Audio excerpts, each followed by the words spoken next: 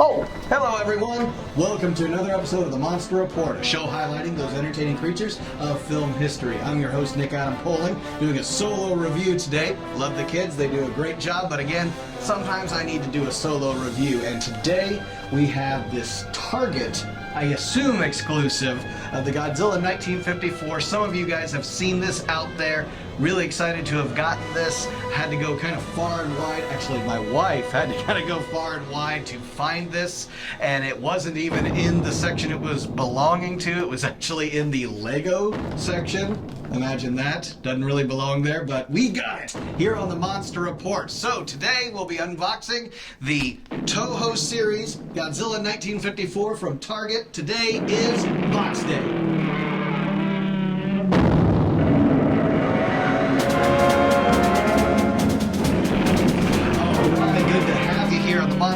Like, subscribe, comment, hit that notification bell, all those great things. Follow us on Facebook, Instagram, and on Twitter.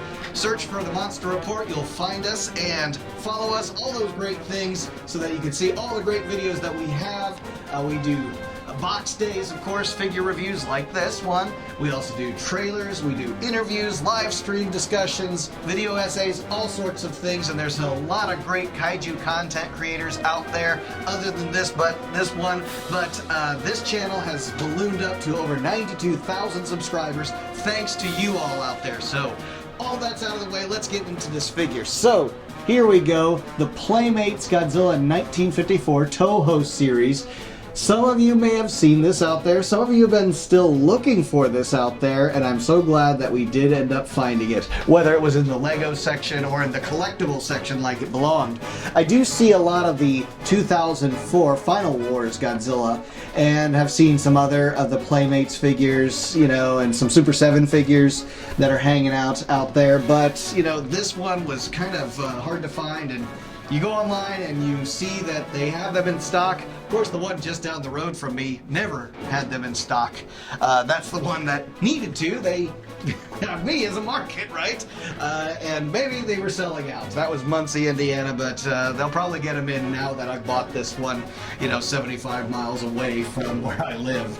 But anyways, so we have a lot of Godzilla 1954s in the collection already, and this one, you know, I already understand, you know, that the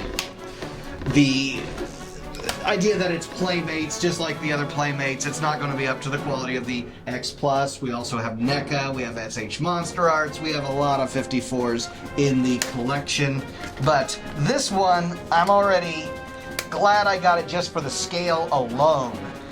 Because it's a nice big one, and you know, it just kind of has a different look to it than that other Playmates version of the 54 that I have that's out there.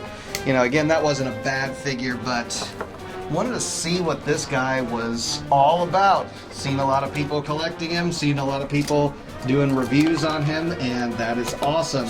Don't need to be the first review, and there we are. Let's get him out of the box and get him standing, and just like X+, we have a tail, but I don't think we're going to need a hair dryer on this, because I think this will just slot in there and snap into place perfectly fine. I'm going to show you real quick the box.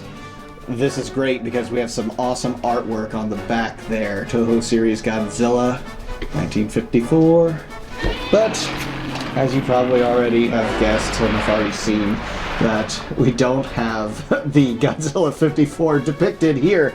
This is where I get to be the comic book guy from The Simpsons, and it's like, it's not the right Godzilla. Obviously, you are not a Godzilla fan, Playmates. I imagine it's just a stock photo that they had, and it fit into this graphic here, and maybe they didn't have, for whatever reason, a 54 picture. There's always rights issues and things like that. You guys probably remember that in one of the Sony releases of the Blu-rays, the menu was definitely like the Millennium Godzilla, or it was not the Godzilla design in the movie. I want to say it was the version that was GMK. I think the menu actually had the Millennium Godzilla in it. So whatever, you know, those things happen, and only the true Godzilla fans know when they have pictures correct. But look, there's a Godzilla 54 picture down there. So it's not like they didn't have access to one, not the rights to it, so I don't know what the excuse was. Somebody just bundled it up and just said, Godzilla's Godzilla, right? It's like when someone says, I saw that Godzilla movie last night, and then I ask them, which one? Godzilla. Which one? Godzilla versus somebody? Shin Godzilla, Godzilla 2014, 1954, Godzilla Returns, Destroy All Monsters. What are we talking about here? So, anyways, the true Godzilla fans, you know who you are, and you know you probably got him in your collection in some form or another. Looking at him, first kind of impressions, obviously the paint. That is very, very light.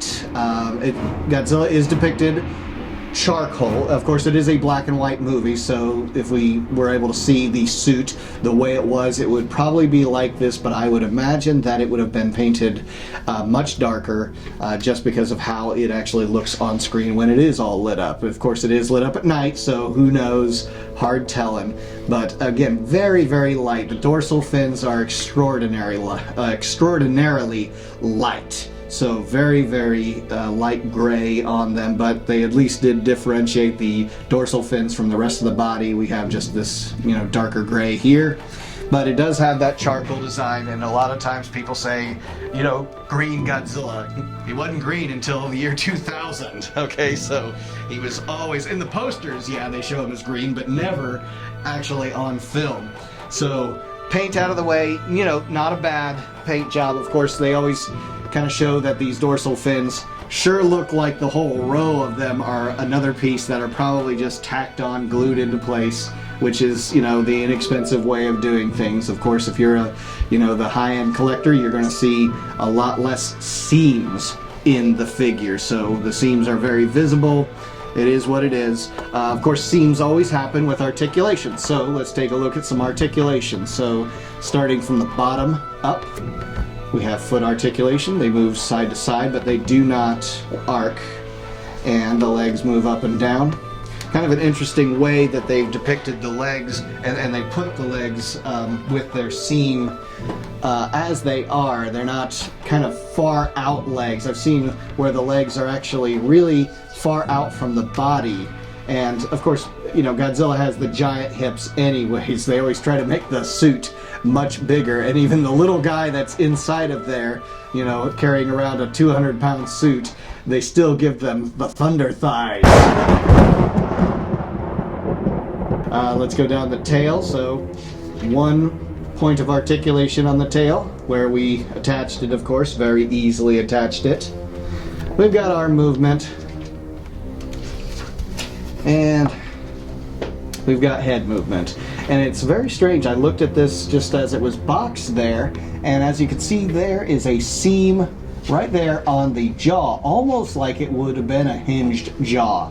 But there is no jaw movements to this. It is exactly where it is, so it does not hinge. So I'm guessing that this is just because these two pieces are actually separate pieces in the manufacturing of this. As far as like the texture, not much else other than that. A paintbrush doesn't hit every point of texture here. It is pretty much all the same color of gray that we have.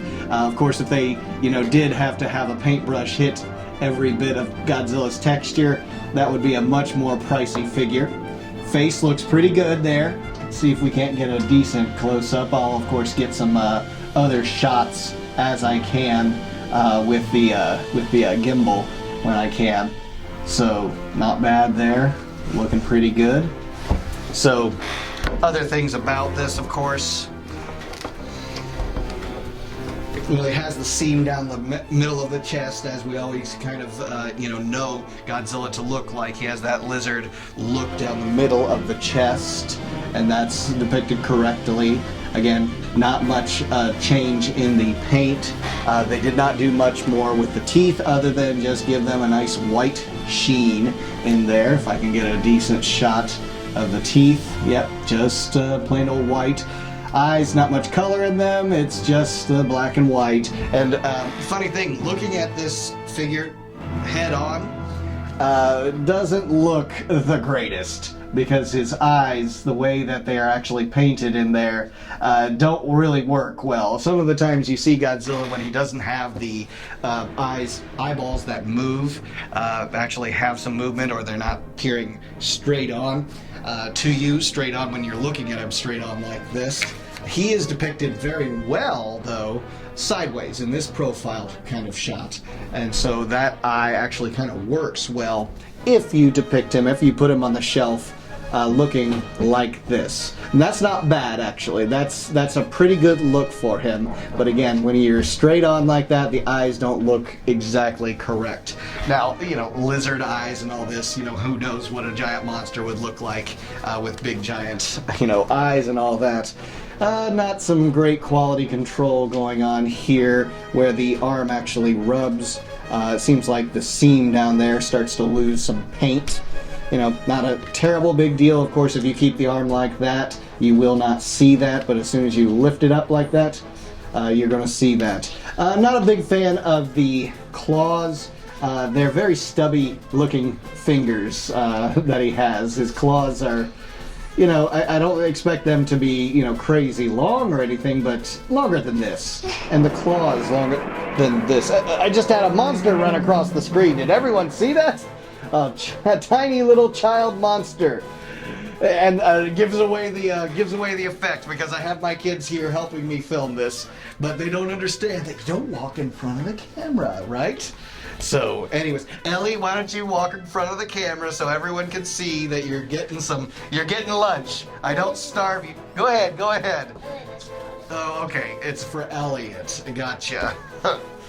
Okay. Anyways, the kids are getting fed, and they're going to stay quiet back there, right? While we finish up this review. So, overall, not bad.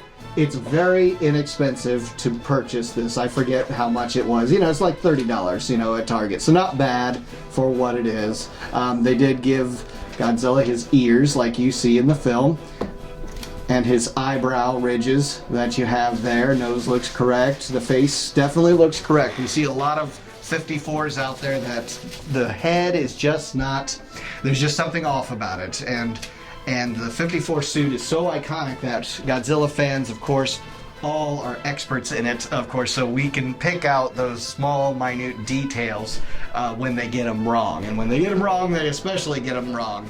And, you know, so not bad. Of course, we see, you know, different angles of the suit in the film, and sometimes those publicity stills show a certain angle and a certain lighting, which it... There he goes again! Elliot, 1954, right in front of the camera. Destroying the show, destroying the world. Anyways, pretty good piece of the collection. Not too dissatisfied in it. I guess if anything, I would have maybe chosen to do something different with the claws. If they could have just been a little bit, I don't know, they just not working for me. They just look like he's scrunching his hand up, you know, in a fist, like he's about to punch something, like another monster, which he doesn't fight any other monsters in 54. So here we are. Anyways, not too bad. Oh, look at this. This is interesting. I don't know what exactly the thinking is behind this. Maybe somebody in the comments can mention why they made the feet hollow the way they did. And of course, this is where, you know, a lot of the times we can see what, you know, we're trying to identify a figure, so look under the foot. And if it's a Marmot, a X Plus, a whatever, Bandai, you know, of course, the writing is in there, so we can see what year, of course, it came out, was manufactured and all that. But why? Was this a cost-cutting method to give us to have less plastic in the mold? I do not know. Again, that's all speculation, but that is an interesting you know, method of manufacturing. Of course, we're not going to see the bottoms of the feet if he's standing up like this, so I guess why paint them, or why you know, make them flat and maybe textured and things like that. I don't know. It definitely doesn't do anything for the way he stands, whether they're hollow or not. So it is what it is. It's there, but it's just part of it. In fact, they did texture it a bit, you know, underneath the toes. It is textured. It has that rocky look to it. but for whatever reason, they wanted to make it hollow right in there. I don't know. There was probably a reason. Also, some little minor quality control issues here. Paint, scratches. And this could be, of course, in shipping. The way it's shipped, you're going to have some of those little pieces of, paint flake off or get scratched, rubbed off, whatever.